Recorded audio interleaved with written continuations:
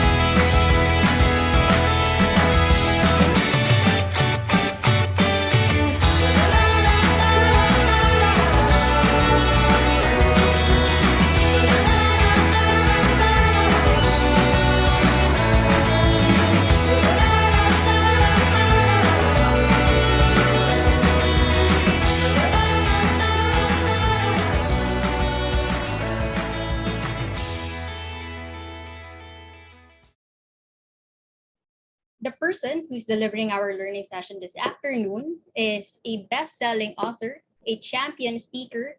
He's won awards in Toastmasters, and a trainer and coach for career and professional development. He has published 12 books to date, including Your First Job, A Practical Guide to Success, Your Career Roadmap, How to Get the Job You Want and Love the One You Hate, and Soaring High, Your Flight Plan for Your Best Career Ever. With about 30 years of corporate experience in manufacturing and marketing, his day job is being assistant vice president for a well-known beverage conglomerate. He runs two of its packaging factories. This year, we have partnered with him to help develop and coach more professionals and leaders in the country. Let's all welcome our speaker, Coach Nelson Lee. Coach, take it away. Thank you very much, Rain. And for a while, you're breaking up. And I do hope that I'll be able to come loud and clear for you guys. Give me a thumbs up if my audio is okay. Thumbs up. Thumbs up. Very good. Thank you. Give me a shout out if, let's say, I'm breaking up. I've no problem rewinding. Now, today, thank you one and all for sharing your lunch break with us. And today, we're going to spice up your meal with this session where we're going to share a technique called not knowing, or what I like to call deliberate ignorance. When we have this technique, it will help you become an even better trainer, coach, manager, facilitator. So let me start this session with a story. We have this particular company where they are into sales, and one day the sales head summoned a consultant and said, "Our sales are down. What my people need will be training on how to close deals." So Mr. Consultant, create a training module, bring them to a workshop where they'll learn how to communicate benefits, handle objections, and clinch the deal. And then the consultant said, wait. Will it be okay if I interview the salespeople themselves? And the sales said, what's there to talk about? No. The problem is closing deals, so run with it. The consultant, to his credit, insisted, and then gradually the sales said, all right, go ahead and talk to them. When the consultant talked to the salespeople, do you know what he discovered? The problem was not skill. The problem was confidence. See, they reached a point where they could talk to CEOs or business owners, and they're in this particular ordinary polo shirt, polo t-shirt. And when they're facing the business owners with their fancier clothes, sometimes even blazers or three-piece suits, they felt insecure. They felt diminished. They felt inferior, and that affected their close rate. And so when the consultant reported that to the sales head, do you know what they did? First of all, they embarked on a quick win. They upgraded the uniform or the office wear. The men began to be given nice, elegant office button with company logo. And even some of the topper salespeople were given blazers so they can be more formal, connect with the more formal customers, and sales went up. That's only the start, because after that, their TNA included confidence building. Now, here's the point. The sales head knew the problem, but the consultant started with not knowing. So that's now going to be our lesson for today. How do we have this not knowing? Let me give you two concepts before we have the formal definition. Here's one. We are not data processing machines. We are meaning created beings. And many times we treat people like walking computers or walking encyclopedias. Hey, there's a problem here. I give me a question, find the facts and figures, give me the answer. Data. But the deeper reality is that we are all creating meaning wherever we are. How does this person see this situation? Let me give you a classic story. This is the one about the shoe salesman. He was assigned to go to a virgin territory, and the first salesman went there, saw the market, and called up headquarters. Bring me back. There is no market here. Nobody here is wearing shoes. Then the company replaced him with a second salesperson. And the second salesperson said, bring me a lot of shoes. There's a great market potential here. Nobody is wearing shoes. What happened? Same data, same observation, same situation, but two different meanings. And that is why for this particular session, we're going to talk about the meaning inside of us that's not yet expressed, the not yet said. And here's the other key concept. It may sound so upsetting or revolutionary. The other person is the expert, not you. Think of it for a while. You're the manager and in front of this employee with a problem. And we may think that we're the manager, we're the one who are well-trained, we have much knowledge, and we tell him the solution. But the radical thinking is like this. The other guy with the problem is the expert. Why? Chances are he has been living with the problem for so long, he knows the problem better than you. Not only that, because he's there on the front line or on the battle trenches, he may have an inkling of the correct solution. And that's why you now have to park the not knowing stage, and then you ask the guy to speak up and create conversational space, create an opportunity for him to talk some more. And I love this is connected with what Peter Brace is talking about, psychological safety. So shout out to you, Peter Brace. Welcome to the house. And that's where now this technique will be how to draw out that not yet said, how to understand the other person's meaning. So we begin with not knowing. What is not knowing? It is a general attitude in which we communicate an abundant, genuine curiosity. Now, this is good news because people think, I cannot be an entrepreneur. I cannot be a manager or a leader. Why? I don't have the MBA degree. I don't have the high IQ. I don't have this. Maybe what you really need, and everybody can have this, curiosity. The first to know. Now, let's be honest. We all heard of Marites, right? Marites, okay, Marites. I wish I know her true identity. And why do we love to listen to Marites? Come on. Because we love to know what is the latest chismis, chismaks, gossip, tolits, that sort of thing. But now have that superpower called curiosity and harness it to a more positive, constructive venue. And we continue with not knowing like this. It's the need to know more about what has been said. Here's the key. Rather than we have our preconceived notions, all of us have bias, and conveying those notions, those bias about the person, the problem, or what should be done. So the technique is not to tell you what I think, but tell me more, not knowing. Last but not least, because of that, it's a position of being informed always, being informed by the other person. Yes, there'll come a time where you have to tell the other person your guidance, your advice, maybe even what to do. But for now, to maximize the output of the conversation, start with the position of not knowing, curiosity, having this particular, not only conveyed preconceived notions, and also being continuously informed. Now, I learned this from solution-focused brief therapy. It's a brief kind of counseling, but when I saw this, I saw the power in non-counseling situations. And as I promised, if you're able to get the grasp of this technique, you'll be able to apply it well. It's a powerful tool for problem solving, coaching, and conflict resolution. Now, what is it not? Well, not knowing can be confused with a lot of things. Let me give you just four. One, it is not the same as literal ignorance. Now, yeah, there will come a time where we literally don't know. We are assigned to, let's say, a new territory.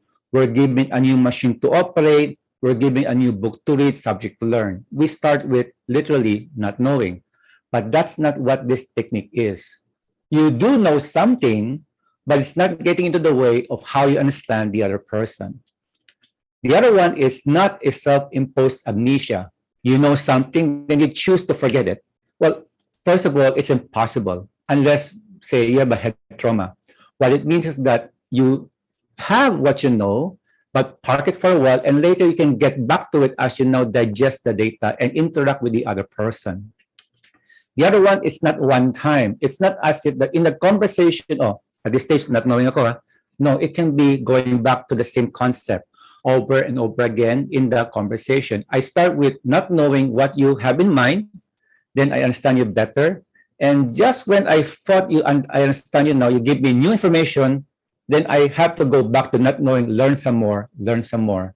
And even when we talk about solutions, I will still have to maintain the not knowing mode.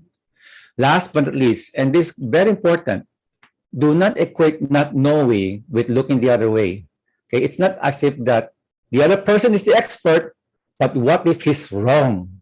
So it doesn't mean that you're tolerating or agreeing with what you think is wrong, but there's a technique how to surface such that the other person will see the bigger picture and maybe change direction. So not knowing is not agreeing with the person. Yeah, I think you should divorce your wife. No, I think you should slap your boss. Nothing like that. We will go to that in one of the latter slides.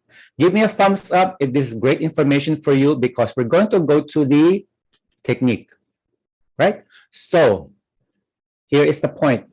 I now have this particular template where we have three parts. How do you apply not knowing, which you can apply bits and pieces even after this lunchtime. Give it a try. I'm sure it's going to work wonders for you. The first is to park your biases and presuppositions. Second is to probe, try to understand the other person, and we have techniques for that. And then you ponder. You now have to think about the data, what will be the way forward. Now, let's analyze them one by one. And feel free now, I'm looking at the chat box, feel free to talk to me in real time, whether you're enjoying the show or whether you have a question. And if I can weave the answer to my presentation, we're going to answer it as soon as we can. Okay, I like it. Seize the opportunity to learn from not knowing. Thank you very much, Sheila. And the beauty of this is that you can start anywhere. Pick the one that I think resonates with you and pick the one wherein it can be immediately useful. So here we go. The first thing about not knowing is to park your preconceived notions. Okay, imagine this parking lot, and instead of cars, motorcycles, jeepneys, it will be your boxes of bias, presuppositions, opinions.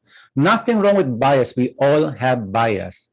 I'm simply saying, put them aside, put them in this parking lot. Don't worry. Okay, many people think that if I let go of my bias, I may become ineffective. No, no. To address that fear, it's there for safekeeping. You can always go back to it later. Don't worry, it is a safe place. Now, the parking entails that when that happens, you're now free to listen to the other person's statements. How many of you have Instagram? Can you give me a chat box that, I'm not an Instagram expert, that's where I need your help. Is it true that Instagram has this no filter thing? Yeah, anybody? Is there an Instagram expert in the house? I like to see. Do you have a no filter element in Instagram, or is it, am I talking about another social media? Anybody can help me here? Does Instagram have no filter? Yeah. Oh, we have Henry. I didn't know you're an Instagram guru. Okay. Yeah. Okay. Now, imagine this. Of course, what's the purpose of the filter? It's probably to make it more beautiful. Not a guru yet. Okay. Well, I'm just a novice. So imagine you have a photo and you want to sort of spruce it up, you put a filter. Here, there's no filter. The person is giving you his picture, okay? He's going to give you his statement where you can build a mental framework, and it's supposed to be no filter. Don't put in the bells and whistles yet. It's there in its stark reality. The second one will be to suspend judgment, okay? Because many times, and this, I'm guilty of this also, many times a person talks to me and I'm already thinking, boy, this guy is wrong. Boy, this guy doesn't know what to do. Suspend it, because then that will color the rest of your conversation. No judgment first. It's very popular now. Stick with it. This is one I like the most in this part. No negation. Have you ever had this experience where you don't feel so good? You feel low, you feel discouraged, and you tell your best friend, bestie, I feel so low. And the bestie says, no, no, no, no, you should not feel that way. How do you feel? Kakainis, no? And that's where no negation is very helpful. You just listen, do not contradict him for now. And in effect, you are not invalidating his feelings. Okay, many times when you say no, don't think like that. There are many fishes in the ocean. It's not the end of the road. Don't give up. You are in effect invalidating the person's emotions. So for now, when you say park, no filter, do not get put categories upon his statements. Suspend judgment, right, wrong, correct, no, up, down, left, right, nothing like that yet. And don't contradict him for now. When that happens, why do you do it? If you keep critiquing the other person, it is difficult to absorb what he or she will say next. Have you ever had, again, this experience? You and your friend, your bestie, are in a movie house. Top Gun, remember it? I heard it's very good, by the way. And then you're enjoying the show. You're so engrossed with Tom Cruise flying that jet plane at supersonic speed. And the guy is telling you something. What? Sorry, what did you say? That's the same phenomenon. When you are playing a mental movie while the other guy is talking in front of you, again, it'll be difficult to hear him. What? I'm sorry. I'm playing a mental movie. What do you say? So that's why now we have to park whatever is our presuppositions, which is making us process his guy's statement, which would actually interfere with our listening. The other one is this. It is the tendency to ask leading questions. Have you ever had this common example? It's common in any kind of training for people management. You have an employee who's habitually tardy, and the challenge is to shape him up. And what if your technique is like this, Mr. Tardy person? Have you ever considered waking up earlier? Have you ever considered, getting another kind of mass transport instead of, let's say, waiting 3 hours for the MRT? I don't know. Notice what happened. You're already asking leading questions because you think that's the problem. He has to wake up earlier, or it's transport. So if you have critiquing that other person because you are having this preconceived notion, park it. Otherwise, you'll be missing out the real problem. What if this is the technique? Okay, Mr. Tardiness, I'd like to understand your situation better. What is preventing you from coming in on time? And instead of you telling him he has to wake up earlier, he may say something like this. I have difficulty sleeping. I have a mental condition. I have a family problem. And lo and behold, the meaning has changed. Your meaning is that he needs to wake up earlier. His meaning is that I have a problem in my own household. And because of that, I am late. And then you work it out from there. Because of that, if you keep critiquing the other person, thinking that you have the solution because you think you're the expert, you're now going to pull premature problem solving. You're trying to solve the problem ahead of time, jumping to conclusions. And what happens? You'll be creating irrelevant or ineffective solutions. In fact, if you do that, what will happen to the person who is tardy? He will, well, this guy doesn't want to hear my side, why bother? And so you're not solving the problem. And he may promise to wake up earlier, but he'll keep on being late and give more excuses. Therefore, when you are not parking, when you are critiquing what the other person is saying, and the other person senses it, that you're not listening, let alone being empathetic, he will shut up. He will clam up because he will think, what's the use? And that's the power of not knowing, when you have to park first whatever is in your mind because you want to hear the other person. And when the person senses that, he'll feel comfortable, even happy or pleased, and he will open himself more until you get the bigger picture, bigger picture, bigger picture. Which leads us to the next one. It is probe. The other technique, the second technique is to investigate. Be like the detective or the journalist. It is to draw the other person's not yet said. And here's the other thing. When you uncover the other person's world, you will be able to discover his strengths.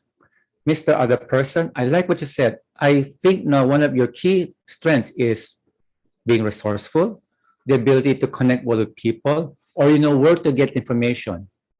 And he may also want to uncover that he has his own resources. You discover that he has a team of expert, dial a friend, or he has other resources like, for example, other people to help him out, or financial resources or transport.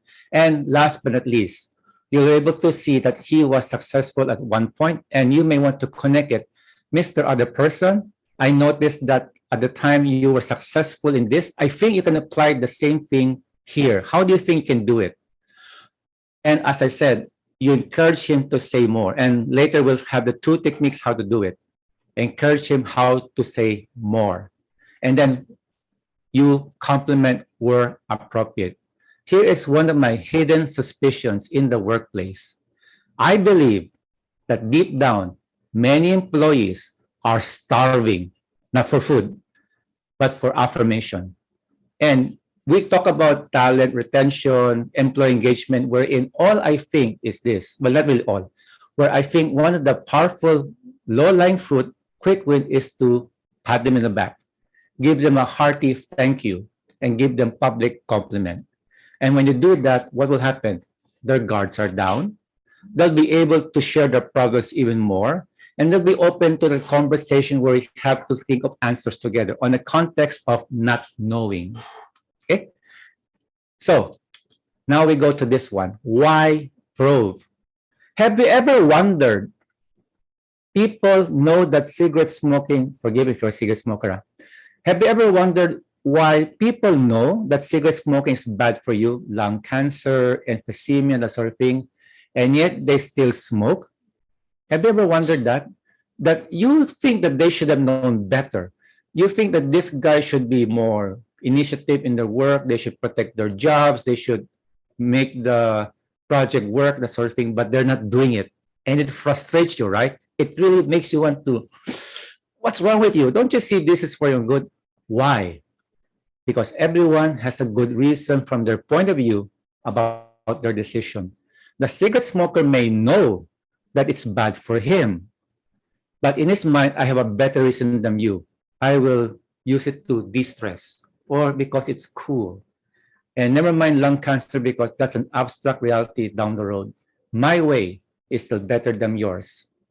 When that happens, remember, the other person is the expert, although he or she may have his own reasons why he thinks it's the best way to do. You have to now extract that meaning, verbalize, and explore that good reason. Is this helpful for you? Does this help explain? Give me a reply, yes, no. If this is a powerful tip, why do people do what you think is wrong? Yes, because they think, thank you, LJMB, thank you, Tim, thank you, Mark. Yeah, now you know, because they think they are better than you, smarter than you, and they think they have a better reason than you. And therefore, the answer is find out that better reason, go not knowing, find out the reason, and then explore it, uncover it. Of course, si, senor. Thank you, Jal. De nada, de nada. Okay, so now you have an idea how to handle people, okay? Because remember, everyone has a good reason for whatever they're doing in their point of view.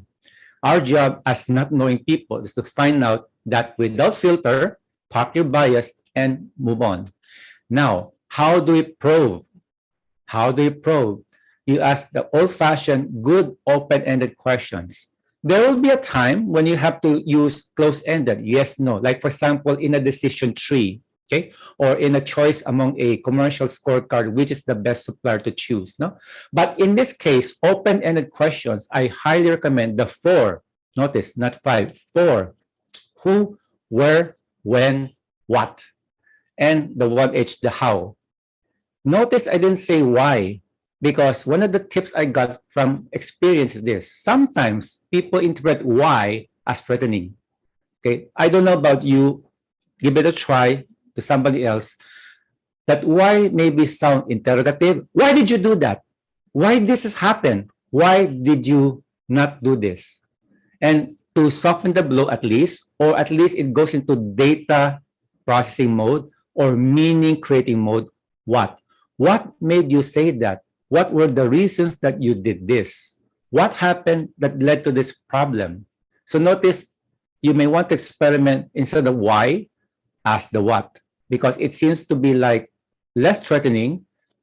Things become more objective rather than personal, and it leads you more into the objective part of problem solving or coaching. Now, here are the two things I said how to probe. There's one that is direct, tell me more. Remember, you are going to express genuine curiosity. I want to learn more. Tell me more. In the chat box, is there another? Oh, thank you very much, Peter. That's a great idea. Now, tell me in the chat box, what are the other ways to invite the other person to tell me more? Okay, one is tell me more. Any other suggestions how to have this person invite the other person to say more? Anybody? I'm looking at chat box now. Okay, for example, help me out here. I like to understand this better. So can you tell me about this? So notice the best, if there is one technique you can learn from this particular seminar is the three words, tell me more. After that, you're good. What would make you feel or do better? That's great. Okay, what would make, thank you, Gail. Gail, I don't know how to pronounce your name. How can I support you? That's great. Okay, that's very good. How can I support you? How can I help you succeed? Okay, I love that, Sheila. Thank you very much. Now, you'll notice that this will be open-ended. And I like those questions because Sheila, Gail, and how can you share with me? How can I assist you further? Thank you, Harry. Notice, again, this is what I love about this chat box. Aside from curiosity, you're combining with empathy. And when people sense that you care, they'll open up. I like that. Can you help me better understand? I like that. Now, this is the other one, indirect, wherein you will be rephrasing or paraphrasing. Can you help me better understand? That's good. Okay, you're asking him point blank, tell me more. Now, the other indirect is to listen to his answer, repackage it, rephrase it, paraphrase it, and give it back to him. Okay, let me see if I got you right. The reason why this happened is because A, we see. Or what I understand you saying is that this. And this will be a good technique because it will validate your understanding. And for the other guy, two things. This guy is really listening. Mr. D is listening to me. I like that. I'll tell him more. And the other things like this. I will now correct whatever. Mr. D, it's not quite there. Here is what I mean, etc., etc. And good. And I like to add this further detail that if you did not ask for more information, I would not have given you this detail. And who knows that detail is the game changer. So invite the other to say more by paraphrasing. Maybe this from Bert Sulat, maybe one other way to help is to say something along the lines of, I was also confused, doubtful before, and I learned that opening up can help. That's fantastic. That is great. Thank you, Bert, for that. I learned something that, see, we're all learners here. I have the state of curiosity and not knowing. I would love to hear what you have said because it also gives you a message of vulnerability. I'm not perfect. You're welcome, Bert. Like Mr. Other Person, one of the things I learned is that I learned not to jump to conclusions, and I like to hear some more from you. I thought I have the answer before, and I learned to listen to people better. So I like to listen to you now, Mr. Other Person. Tell me more. How can I help you? Where can we go from here? So I love that. Thank you very much. Rich chat box. How can I help you? Thank you, Lilette. Okay. Now, the last one is to ponder. You help the other person not to be limited by past experiences. Have you ever wondered like this? There's always somebody in the office, negativo, negaholic, okay? And you'll notice that whenever you talk about problems, problem talk leads to more problem talk.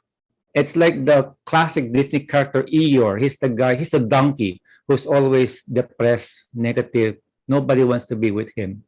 But now if you're breaking away from negative experiences, not be limited to the past and move forward, we can get started. And that's where you have to create new awareness of the situation. and look for at least glimmers or hints of possibilities what we can do to make it better. Here are some of the techniques. Okay, the technique is called possibility questions. Now, I know there's a lot of positivity. Okay, you can do it. I'm complete, that sort of thing. I don't mind. I suspect that you may want to go into possibility because I'm positive, but so what? Where do I go from here? What can possibly be the solution? So I have several sets of questions, and you may want to take them home or snapshot it and maybe apply it later. Number one is goal setting.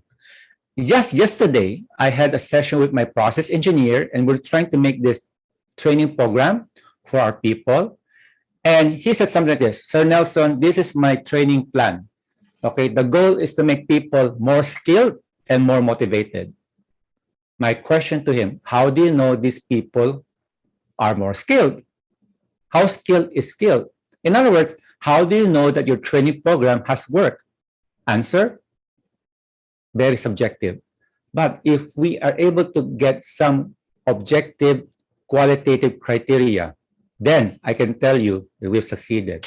If I'm able to run the machine within 5 minutes and let it run after that without any defect, that's the metric. And I've succeeded if I have people, my trainees, run the machine 5 minutes or shorter. If I have people still running the machine in 20 minutes and still fail left and right, then the training program has failed. So how do you know you've succeeded? For those of you, how many of you have been to so many meetings, so many Zoom meetings, you're practically having Zoom fatigue, and you're thinking, is this a meeting I should go to? Okay, Negatron. Okay, so is this a meeting I have to go through? Number one, if you are the one chairing the meeting, you may want to stop and say, okay, I do not want to call a meeting for the sake of having a meeting. I don't believe in long meetings or meeting within meetings. First question, how do I know that this meeting is useful for you? And they'll help you set the agenda. And there's no side talk or, heaven forbid, after meeting where people attack the decision. So goal setting will be possibility questions. How do you know you've succeeded? It worked. How do you know this or that has been useful for you?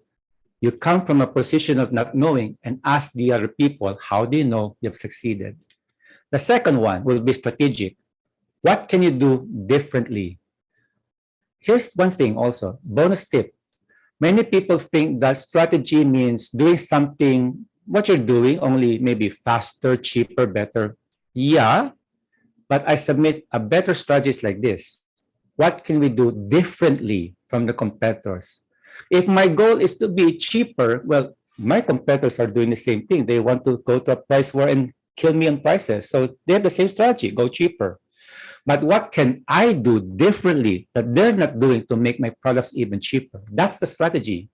And so when you're talking to a person, where it is that sales head who's seeing declining sales or that tardy person, what can we do differently? And that will be how it's going to be done from a position of not knowing. You are not the one thinking this it needs to be done. But I'm asking you guys, what can we do differently? What can you do that most people cannot? And here's another one, execution. And people will say, they're so overwhelmed, we cannot do it. And here comes the technique. Use the term small step. What small step can you take to so-and-so?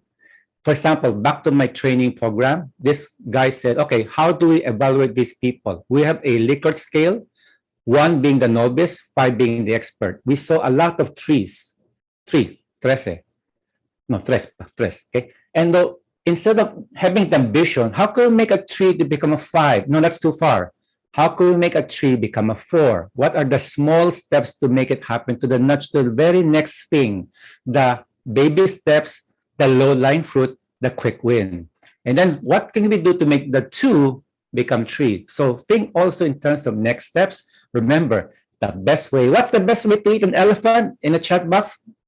Anybody knows the story? What is the best way to eat a humongous elephant? Anybody? One small piece at a time. Very good. What needs to be done so that, etc. So now you have to have the possibility question instead of being overwhelming, we cannot do it. Here are the rest of the answers. We're in. slice it up according to one slice at a time. Thank you, Maya and Henry. Here are the rest. Okay, I'll breeze through it. Empowerment, for example. Have you ever had this employee that says, I have no backer, the boss will shoot it down, it's not in the budget. But now if you say, okay, assume that it can be done, does it have to be this? Would it help if like that? Resources, what do we take to? So I just had a discussion with my production head, and he said something like, Sir Nelson, we needed to repair the roof of the factory. But sir, what's the problem? Sir, it's 1.4 million. So, and that's what I told my production head. Look, your job is to tell me what needs to be done and open the PR. My job is to find the money for you. And that's how it goes. So resources should also be what will it take to. Then my job will be, okay, then I have to ask my boss, make the business case, the pros and cons, payback period, whatever you call it. And that's where we'll have the funding. If you are into CapEx presentation, that's the other tip, by the way. Now, design thinking, I love design thinkers. And one of the things they told me is, how might we? The question of how to find solutions, how might we? And brainstorming, yes, and. And the workhorse question, if you have no other question, this is the valuable magic question. What else? After the person gave his statement, you're still in a state of not knowing. You want to continuously be informed. What else? What else? What else? Now, we're almost out of time, and I will give you two breezy stories. The what if the other person wants to do something you sense is ill-advised. Well, instead of telling him you're wrong, you simply now have to make him aware of the consequences of his action. What makes it a good idea to resign? What makes it a good idea to cut corners here? What can possibly go wrong? Real talk, I had this talk with a supervisor who's thinking of quitting. And deep in my mind, I know it's a bad decision. Why? He has children to feed. The job market is tough out there, and you want to resign. And also, by the way, there's a good future for you in the company. And he is making explanations left and right. But in my case, when I adopted that not knowing, instead of immediately concluding that he has no initiative, no ambition, he hates the company, or he's going to a greener pasture, I had to go into not knowing and asking the question. And here's what I uncovered. It turns out that he was promoted from being a machine operator. And when he became supervisor, he did not know how to do Excel spreadsheets. And when that happened, he was so confused and discouraged, he wanted to just give up. And because of that curiosity, the open-ended question, the meaning, we're able to uncover the real reason. And then I simply assigned him to another staff who can do magic tricks with the Excel. And that's where now he's happy, because now we upgraded him and we almost lost a good man. So because of that, not knowing, you're able to explore the meaning in that guy. The meaning is, I don't know spreadsheets. And because of that, I feel useless. Mr. D, sorry, I have to go. Now, last but not least, you have to mediate between two feuding persons. Have you ever had like that? You are a team leader. You have two people who can see eye to eye, or you have a complaint against this other person, or let us say you have production at war with quality, or finance with marketing, blah, blah, blah. And one of the ways for not knowing is this. Remember, you do not know the real story. And therefore, you have to get the side of each person. There are always two sides of the same coin. And then you bring two persons at the same table where they listen to each other's side, and you can synthesize the big picture. Let me give you one last story. Bear with me here. My production guy, remember him? I introduced him as Ryan. Ryan told me, I don't like my maintenance supervisor. Why? His name is Ronnie. Well, Ronnie seems to be like, he's not showing initiative. The machine is breaking down here and there. And I'm not happy with him. All right. He's lazy. He's incompetent. Remember, not knowing. Okay. You don't have his side yet. So let me now park you aside. I'll talk to Ronnie. And I came to my own not knowing session where I do not have preconceived notions about Ronnie. And here's what I discovered. Ronnie, he was doing his best, but he had this preconceived notion that Ryan, his boss, didn't like him. So it became like a self-fulfilling prophecy. And because he thought Ryan does not like him, he played it safe. He only will do what is told him, and he will not do the other stuff because he's afraid he may be reprimanded. Okay, and then not only that, when I had that impression, then I bring the two together, Ryan and also Ronnie in the same table. I explain, Ryan explained, Ronnie explained, and Ryan realized something. He failed to communicate. The culture is one of empowerment, and that's why he is able to free Ronnie to continue doing what he's doing. Ronnie thought Ryan is displeased, but Ryan did not communicate that here's what I want done. And therefore, what happened as a misunderstanding, it became a self-perpetuating feud. And I like what Henry said, two feuding persons. Oh, every day when you have a teenage kid, thank you. Okay. Just appeal to the heart and be kinder, even if you want to slam their heads together. Yeah. Okay. Makes you want to do that. We have those days, but this where not knowing and restraint works wonders. And as I said, Ryan and Ronnie are able to work better together. Now, last thing. Let me recap with this. Not knowing leaders, they park their biases, they probe to know more, and they ponder what is possible. When you have that, we start with not knowing, and we know some more, and at the end of the day, at the end of the year, at the end of our career, we will accumulate wisdom. And that will be a satisfying body of work to leave behind. Thank you very much. You've all been a gracious audience. And now I turn back to you. We are able to now go to Q&A. Oh, by the way, before I leave, these are the other resources. We're going to follow me on LinkedIn, Instagram. I don't know about Filter yet. Twitter. This is my Gmail. Contact me. Visit my website, nelsonpd.com. Let's continue the conversation together. Wow, those were very helpful tips in communicating and working well with others, Coach Nelson, especially for leaders so they can lead or manage your team members better. If you'd like to continue the conversation and get or customize or personalized coaching sessions with Coach Nelson D, you may book a discovery call with him now. And to those who will book today, we will give special discount. So you can scan the QR code or text us or go to our website.